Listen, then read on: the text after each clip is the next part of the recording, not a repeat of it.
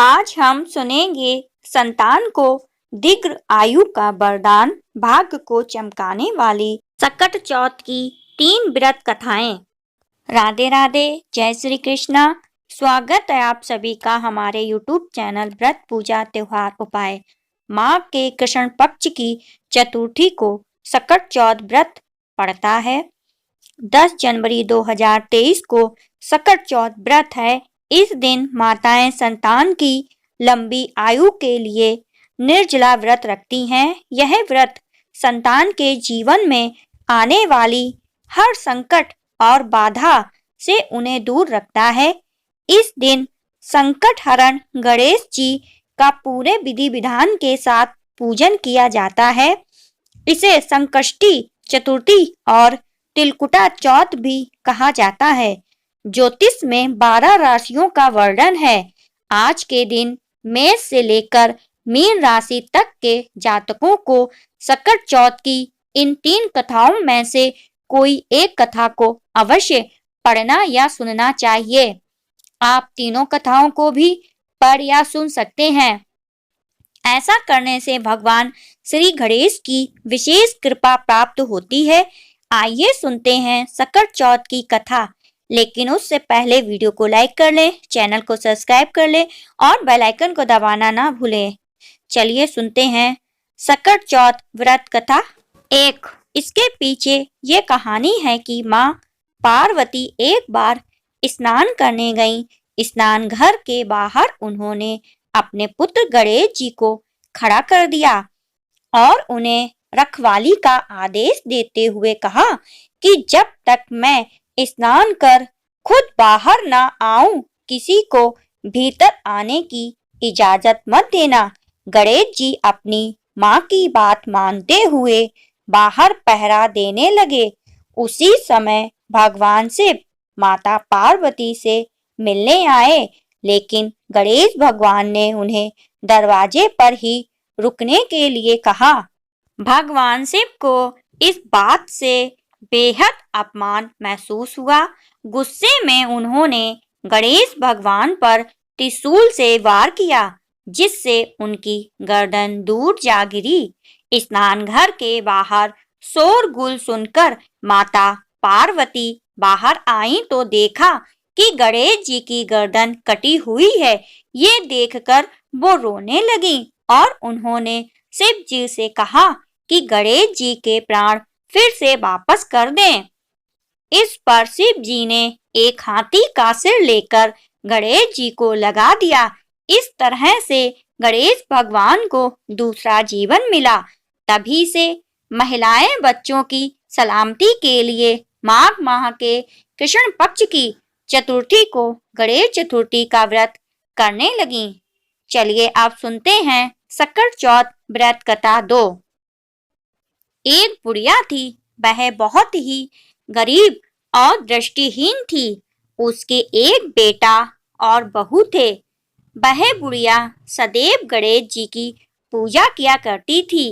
एक दिन गणेश जी प्रकट होकर उस बुढ़िया से बोले, बुढ़िया माँ, तू जो चाहे सो मांग ले। बुढ़िया बोली, मुझे तो मांगना नहीं आता, कैसे और क्या मांगूं? तब गणेश जी बोले, अपनी बहू बेटे से पूछकर मांग ले। तब बुढ़िया ने अपने बेटे से कहा, गणेश जी कहते हैं तू कुछ मांग ले, बता मैं क्या मांगूं? पुत्र ने कहा, माँ तू धन मांग ले। बहू से पूछा तो बहू ने कहा, माँ नाती मांग ले।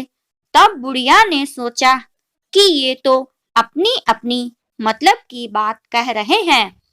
अतः उस बुढ़िया ने पड़ोसियों से पूछा तो उन्होंने कहा, बुढ़िया तू तो थोड़े दिन जिएगी, क्यों धन मांगे और क्यों नाती मांगे?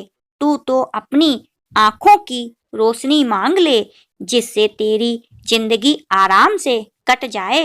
इस पर बुढ़िया बोली, यदि आप प्रसन्न हैं तो मुझे 9 करोड़ की माया दें, निरोगी काया दें, अमर सुहाग दें, आंखों की रोशनी दें, नाती दें, पोता दें और सब परिवार को सुख दें और अंत में मोक्ष दें।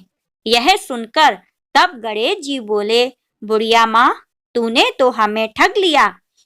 फिर भी जो तूने मांगा है वचन के अनुसार सब तुझे मिलेगा। और यह कहकर गणेश जी अंतर्ध्यान हो गए। उधर बुढ़िया माँ ने जो मांगा वह सब कुछ मिल गया। हे गणेश जी महाराज, जैसे तुमने उस बुढ़िया माँ को सब कुछ दिया वैसे ही सबको देना। अब हम सुनते हैं सकट चौथ व्रत कथा नंबर 3। एक साहूकार था और एक साहूकारनी थी। दोनों का धर्म, दान व पुण्य में कोई विश्वास नहीं था। उनकी कोई औलाद भी नहीं थी। एक दिन साहूकारनी अपने पड़ोसन के घर गई। उस दिन सकट चौथ का दिन था। पड़ोसन सकट चौथ की पूजा कर रही थी। साहूकारनी ने पड़ोसन से पूछा, यह तुम क्या कर रही हो? तब पड़ोसन ने कहा, आज सकट चौथ का व्रत है, इसलिए मैं पूजा कर रही हूँ। साहूकारनी ने पड़ोसन से पूछा, इस व्रत को करने से क्या फल प्राप्त होता है? पड़ोसन ने कहा, इसे करने से धन धान्य, सुहाग और पुत्र सब कुछ मिलता है। इसके बाद साहूकारनी बोली, अगर मेरा बच्चा हो गया तो मैं 1.25 सेर तेलकुट करूंगी और चौथ का व्रत रखूंगी। इसके बाद गणेश जी ने साहूकारनी की प्रार्थना कबूल कर ली और वो गर्भवती हो गई। गर्भवती होने के बाद साहूकारनी ने कहा कि अगर मेरा लड़का हो जाए तो मैं 2.5 सेर तेलकुट करूंगी। कुछ दिन बाद उसके लड़का हो गया। इसके बाद साहूकारनी बोली, मेरे बेटे का विवाह हो जाए तो 5.25 सेर का तिलकुट करूंगी। भगवान गणेश ने उसकी ये फरियाद भी सुन ली और लड़के का विवाह तय हो गया। सब कुछ होने के बाद भी साहूकारनी ने तिलकुटा नहीं किया। इसके कारण सकट देवता क्रोधित हो गए। उन्होंने जब साहूकारनी का बेटा फेरे ले रहा था तो उन्होंने उसे फेरों के बीच से उठाकर पीपल के पेड़ पर बैठा दिया। इसके बाद सब लोग वर को ढूंढने लगे। जब वर नहीं मिला तो लोग निराश होकर अपने घर को लौट आए।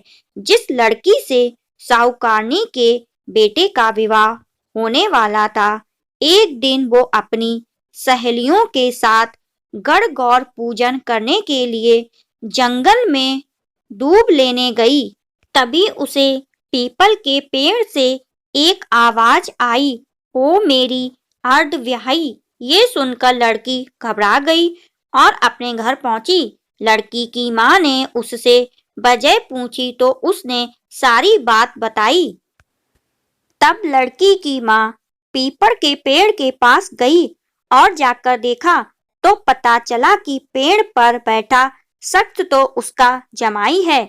लड़की की माँ ने जमाई से कहा कि यहाँ क्यों बैठे हो? मेरी बेटी तो अर्धव्याही कर दी, अब क्या चाहते हो? इस पर साहूकारनी का बेटा बोला कि मेरी माँ ने चौथ का तिलकुट बोला था लेकिन अभी तक नहीं किया। सकट देवता नाराज हैं और उन्होंने मुझे यहाँ पर बैठा दिया है। ये सुनकर लड़की की माँ साहूकारनी के घर गई और उससे पूछा कि तुमने सकट चौथ के लिए कुछ बोला था? साहूकारनी बोली, हाँ मैंने तिलकुट बोला था। उसके बाद साहूकारनी ने फिर कहा, हे सकट चौथ महाराज, अगर मेरा बेटा घर वापस आ जाए तो मैं 2.5 मन का तिलकुट करूंगी। इस पर गणपति ने फिर से उसे एक मौका दिया और उसके बेटे को वापस भेज दिया। इसके बाद साहूकारनी के बेटे का धूमधाम से विवाह हुआ। साहूकारनी के बेटे और बहू घर आ गए। तब साहूकारनी ने 2.5 मन तिलकुट किया और बोली, हे सकट देवता, आपकी कृपा से मेरे बेटे पर आया संकट दूर हो गया और मेरा बेटा व बहू सकुशल घर आ गए हैं। मैं आपकी महिमा समझ चुकी हूँ। अब मैं हमेशा तिलकुट करके आपका सकट चौथ का व्रत करूंगी। इसके बाद सारे नगरवासियों ने तिलकुट के साथ सकट व्रत करना आरंभ कर दिया। ये थी हमारी सकट देवता की व्रत कथा। आप सभी लोगों को सकट चौथ की हार्दिक शुभकामनाएं।